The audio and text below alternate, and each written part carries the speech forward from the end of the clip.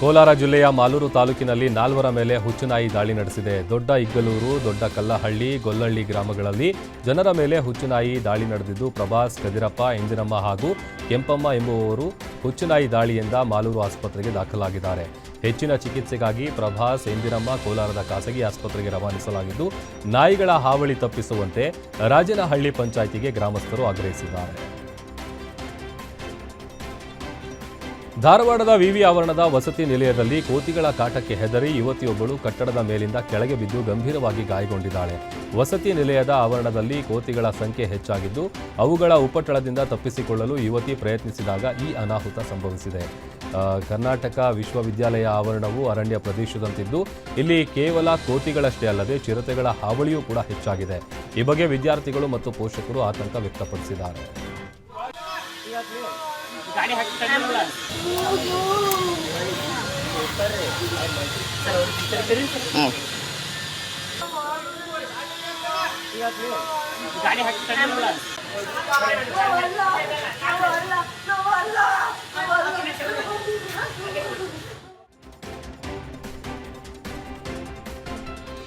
ಅಬುಧಾಬಿಯ ಪ್ರತಿಷ್ಠಿತ big ticket ಲಾಟರಿಯಲ್ಲಿ Udupi ಮೂಲದ ಯುವಕನೊಬ್ಬ 20 million ದಿರ್ಹಂ ಅಂದರೆ ಅಂದಾಜು 49 ಕೋಟಿ ರೂಪಾಯಿ ಬಹುಮಾನ ಪಡೆದಿದ್ದಾನೆ.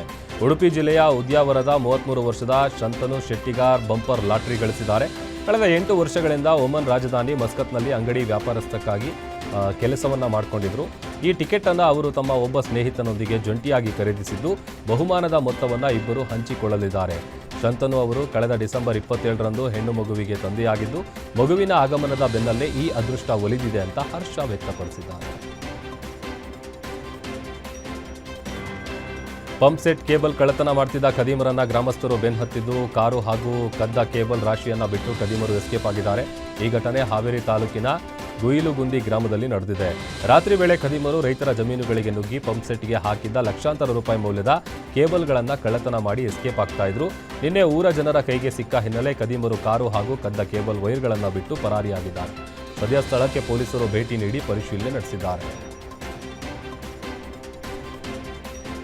ಹಾಸನದ ಸಕಲೇಶಪುರ ಮೈದಾನಕ್ಕಾಗಿ ಪುರಸಭೆಯೇ 29 ಕುಂಟೆ ಜಾಗವನ್ನು ಆಕ್ರಮಿಸಿಕೊಂಡಿರುವಂತಹ ಆರೋಪ ಕೇಳಿಬಂದಿದೆ. ಈ ಬಗ್ಗೆ ಕೋರ್ಟ್ ಮೆಟ್ಟಿಲೇರಿದ ವ್ಯಕ್ತಿಗೆ ಕೊನೆಗೂ ಜಯ ಸಿಕ್ಕಿದ್ದು, ಸರ್ಕಾರ ಪರಿಹಾರ ನೀಡಿ ಜಾಗವನ್ನು ಕಳೆದುಕೊಂಡವರ ಹೆಸರಿಗೆ ಖಾತೆ ಮಾಡಿಕೊಡುವಂತೆ ಆದೇಶಿಸಿದೆ. ಆದರೂ ಕೂಡ ರೂಲ್ಸ್ ಫಾಲೋ ಮಾಡದ ಅಧಿಕಾರಿಗಳ ವಿರುದ್ಧ ಜಾಗದ ಮಾಲೀಕ ನಂಜುಂಡ ಶೆಟ್ಟಿ ಪುತ್ರ ಅಭಿಜ್ಞಾನ್ ಡಿಸಿ ಕಚೇರಿ ಮುಂದೆ ಪ್ರತಿಭಟನೆ ನಡೆಸಿ ಆಕ್ರೋಶ ಹೊರಹಾಕಿದ್ದಾರೆ. ಪುರಸಭೆ ಅಧಿಕಾರಿಗಳಿಂದ ಅನ್ಯಾಯ ಆಗಿದೆ, ನಮಗೆ ಬರಬೇಕಿದ್ದ ಜಾಗ ಪರಿಹಾರ ನೀಡದ ಅಧಿಕಾರಿಗಳ ವಿರುದ್ಧ ದಾಖಲೆಯೊಂದಿಗೆ ಆರೋಪಿಸಿದರು. ಪತ್ನಿಯ ಶೀಲ ಶಂಕಿಸಿ ಪತಿಯಿಂದ ಪತ್ನಿ ಕೊಲೆ ಮಾಡಿರುವ ಘಟನೆ ಚಿಕ್ಕಮಗಳೂರು ಜಿಲ್ಲೆಯ ಕಡೂರು ತಾಲೂಕಿನ ಬೀರೂರು ಪಟ್ಟಣದ ಕ್ಯಾಂಪ್ ಚೌಡೇಶ್ವರಿ ದೇಗುಲದ ಬಳಿ ನಡೆದಿದೆ. 33 ವರ್ಷದ ಮಮತಾ ಮೃತ ದುರ್ದೈವಿ. ಪತಿ ಪತ್ನಿ ಇಬ್ಬರು ಕೂಲಿ ಕೆಲಸ ಮಾಡಿಕೊಂಡು ಜೀವನ ನಡೆಸ್ತಾ ಇದ್ರು. ಆದರೆ ಪತಿ ರಂಗನಾಥ್ ಆತನಿಗೆ ಪತ್ನಿ ಮೇಲೆ ನಂಬಿಕೆ ಇರಲಿಲ್ಲ.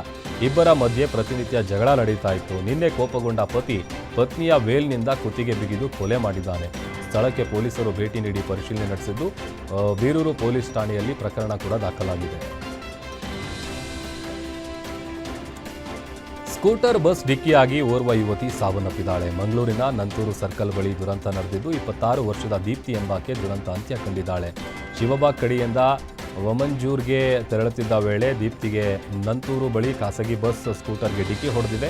ಈ ವೇಳೆ ಬಸ್ ಆಕೆಯ ಹೊಟ್ಟೆಯ ಮೇಲೆ ಹರಿದಿದ್ದು, ಗಂಭೀರ ಗಾಯಗೊಂಡಿದ್ದ ದೀಪ್ತಿಗೆ ಆಸ್ಪತ್ರೆಗೆ ಕರೆದೊಯ್ಯಲಾಗಿತ್ತು. ಈ ವೇಳೆ ಮಾರ್ಗ ಮಧ್ಯೆ ಯುವತಿ ಸಾವನ್ನಪ್ಪಿದ್ದು, ಖಾಸಗಿ ಬಸ್ನ ವೇಗದ ಚಾಲನೆಯೇ ದುರಂತಕ್ಕೆ ಕಾರಣ ಅಂತ ದೀಪ್ತಿ ಸಂಬಂಧಿಕರು ಕದ್ರಿ ಠಾಣೆ ಎದುರು ಪ್ರತಿಭಟನೆ ನಡೆಸಿದ್ದಾರೆ. ಕೋರ್ಟ್ನಲ್ಲಿ ಗಂಡ ಹೆಂಡತಿ ಗಲಾಟೆ ಕೇಸ್ ನಡೆಯುತ್ತಿದ್ದಾಗಲೇ ಪತಿ ತಿಗಣೆ ಔಷಧಿ ಸೇವಿಸಿ ಆತ್ಮಹತ್ಯೆಗೆ ಯತ್ನಿಸಿದ್ದಾನೆ. ಬಾಗಲಕೋಟೆಯ ಬನಹಟ್ಟಿ ಕೋರ್ಟ್ನಲ್ಲಿ ಘಟನೆ ನಡೆದಿದ್ದು, ಪತಿ ಯಾಕೂಬ್ ದೊಡ್ಡಮನಿಗೆ ಆಸ್ಪತ್ರೆಯಲ್ಲಿ ಚಿಕಿತ್ಸೆ ನೀಡಲಾಗ್ತಾ ಇದೆ. ಗಂಡ ಹೆಂಡತಿ ನಡುವೆ ಜಗಳವಾಗಿ ಪರಿಹಾರಕ್ಕೆ ಪತ್ನಿ ಮಾಲವ ಎಂಬಾಕೆ ಕೋರ್ಟ್ ಮೆಟ್ಟಿಲೇರಿದ್ಲು. ಇಂದು ಕೇಸ್ನ ಮೊದಲ ವಿಚಾರಣೆ ನಡೀತಾ ಇತ್ತು. ಈ ವೇಳೆ ನ್ಯಾಯಾಧೀಶರ ಎದುರೇ ಪತಿ ಆತ್ಮಹತ್ಯೆಗೆ ಯತ್ನಿಸಿದ್ದಾನೆ. ಸದ್ಯ ಹೆಚ್ಚಿನ ಚಿಕಿತ್ಸೆಗಾಗಿ ಯಾಕೂಬನ್ನ ಜಮಖಂಡಿ ತಾಲೂಕು ಆಸ್ಪತ್ರೆಗೆ ದಾಖಲಿಸಿ ಚಿಕಿತ್ಸೆ ಕೊಡಿಸಲಾಗ್ತಾ ಇದೆ.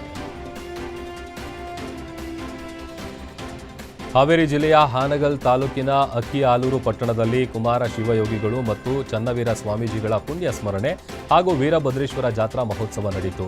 ಉತ್ಸವದ ಪ್ರಯುಕ್ತ ಸಹಸ್ರಾರು ಮಹಿಳೆಯರಿಂದ ರೊಟ್ಟಿ ಜಾತ್ರೆ ನಡೆಸಲಾಯಿತು. ಮಹಿಳೆಯರು ರೊಟ್ಟಿ ಮತ್ತು ಬುತ್ತಿ ಕಟ್ಟಿಕೊಂಡು ಮೆರವಣಿಗೆ ಮೂಲಕ ಚನ್ನವೀರೇಶ್ವರ ವಿರಕ್ತ ಮಠಕ್ಕೆ ರೊಟ್ಟಿ ಬುತ್ತಿ ನೀಡಿದರು. 2,000ಕ್ಕೂ ಹೆಚ್ಚು ಮಹಿಳೆಯರು ಅಕ್ಕಿಆಲೂರು ಉತ್ಸವದಲ್ಲಿ ಭಾಗಿಯಾಗಿ ಮೆರುಗು ಹೆಚ್ಚಿಸಿದ್ದಾರೆ.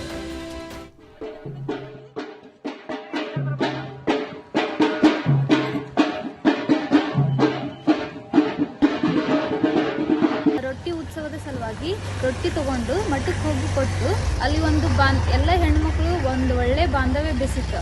ನಾವು ಇಲ್ಲಿ ಯಾವುದೇ ಜಾತಿ ಪಂಥ ಮತ ಎನ್ನದೆ ಎಲ್ಲ ಹೆಣ್ಣುಮಕ್ಕಳು ಸೇರಿ ಎಲ್ಲ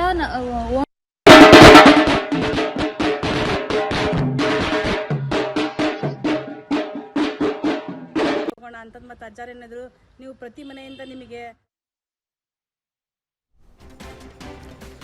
ಮಾರ್ಕ್ ಸಿನಿಮಾ ಸಕ್ಸಸ್ ಆಗ್ತಿದ್ದಂತೆ ಕಿಚ್ಚ ಸುದೀಪ್ ಟೆಂಪಲ್ ರನ್ ಶುರು ಮಾಡಿದ್ದಾರೆ. ಇಂದು ಮೈಸೂರಿನ ಚಾಮುಂಡಿ ಬೆಟ್ಟಕ್ಕೆ ಭೇಟಿ ನೀಡಿದ ಸುದೀಪ್ ದೇವಿಯ ದರ್ಶನ ಪಡೆದು ವಿಶೇಷ ಪೂಜೆ ಸಲ್ಲಿಸಿದರು. ಸುದೀಪ್ ದೇವಸ್ಥಾನಕ್ಕೆ ಆಗಮಿಸುತ್ತಿದ್ದಂತೆ ಅಭಿಮಾನಿಗಳು ಗುಂಪು ಗುಂಪಾಗಿ ಆಗಮಿಸಿದ್ರು.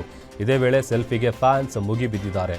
ಈ ವೇಳೆ ಸುದೀಪ್ಗೆ ಪಾಲಿಕೆ ಸದಸ್ಯ ಲೋಕೇಶ್ ಪ್ರಿಯಾ ಸಾಥ್ ನೀಡಿದರು.